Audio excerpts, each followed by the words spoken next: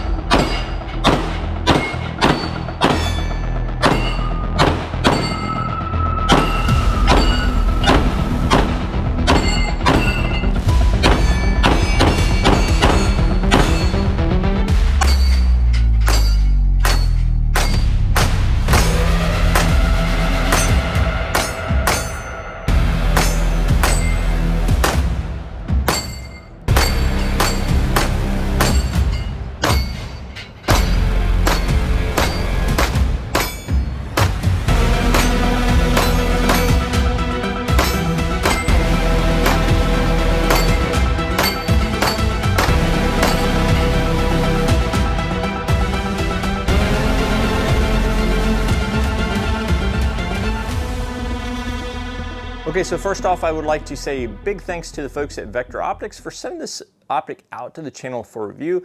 We're not going to concentrate on the specs and whatnot on this so much. If you look at my unboxing video, I kind of went over that in a lot of detail. So this is going to be basically my range impressions, kind of my pros, kind of my cons, and then who I would recommend this for in the end. So I ended up mounting the Vector Optics Frenzy Flex up on my Canik TTI Combat Smoke Edition. So just so you guys can see that we are clear and safe, nothing in the magazine, nothing in the chamber, we are good to go. And this pistol, the reason I wanted to mount this particular optic up on the Canik TTI Combat is because this optic has a huge window on it. So this particular optic is the RMSC footprint. It's actually Vector Optics MGT, which means that it's going to fit on the RMSC. It also works on the Glock MOS footprint as well. But again, the reason that I wanted to mount it up on the Canik TTI Combat is because the window on this thing is super huge compared to your typical RMSC footprint optics. Now, this isn't an open emitter optic. It does have shake awake, all that stuff. It's kind of a good kind of go-between between a defensive optic or a ranged optic and a competition optic. And that's why I wanted to see how it performed on this particular pistol. Now, it is a 6 MOA dot. I did not see an option for a multi-reticle, nor did I see an option for a green reticle. So just kind of keep that in mind when you're looking at the Frenzy Flex.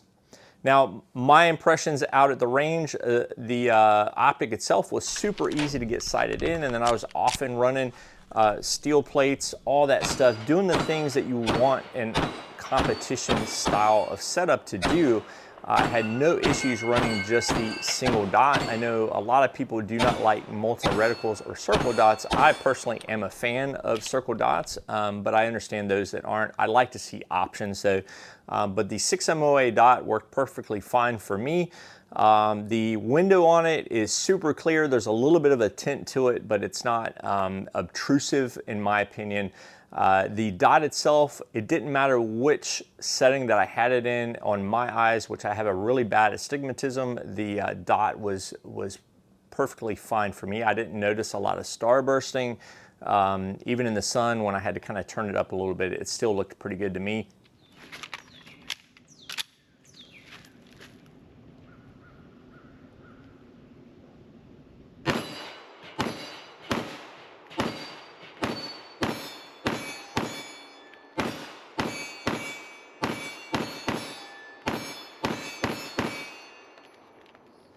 It does have shake awake, so that works very, very well. I tested that back on my first video, and the adjustments on this thing are also very, very nice. I got it sighted in. I didn't notice any issues with losing zero or wandering or anything like that. I got a few hundred rounds through it. at the range, and no issues with it loosening up at all either. The brightness buttons on the side, they stick out just enough that you can kind of you know, get to them, but they're not sticking out so much that you're going to bump them inadvertently. It does have a side load battery tray as well, so no need to remove the Optic in order to swap out your battery. So cons on this Optic, I would say for me, the largest con that I can find on this Optic is, one, it is an open emitter. It's not a huge issue for me personally, but I do kind of like an enclosed emitter if I plan on using it for defensive use. The other thing I would say is that it is a single color, so it's a red. They don't offer a green that I'm aware of, and then I didn't see a multi-reticle option in this particular sized Optic. So that's kind of my only cons though on it. Everything else at the range worked great. The shake awake, like I said, worked great. I had no issues with the zero walking or anything like that. I do tend to use the Optics to rack the slide, so that's a pretty decent test without doing kind of a torture test, just to see how Optics are going to hold up.